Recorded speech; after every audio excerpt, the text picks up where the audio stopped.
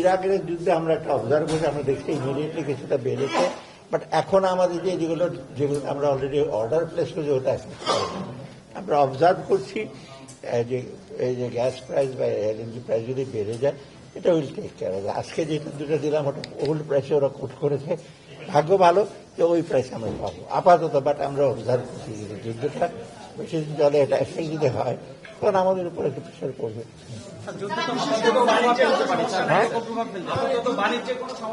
না না না না, বিশেষ প্রস্তুতি যেমন আজকে আমরা যেগুলো আমরা অ্যাপ্রুভ করলাম এলএনজি সারানোর ব্যাপারে, তো যে প্রাইসে করেছে ওরা ইমিডিয়েটলি আজকে তো অর্ডার চলে আসবে, কিন্তু ভবিষ্যৎ যখন আমরা যখন কোটেশন আনবো তখন হয়তো কিছুটা রিফ্লেক্ট করবে। বিকল্প চিন্তা ওই যে এনার্জি মিনিস্ট্রিটা করছে ডেফিনেটলি।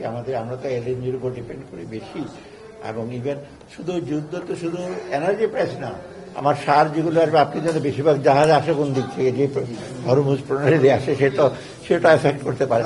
আমার মনে হয় এই জিনিসটা বেশি দিন চলবে না।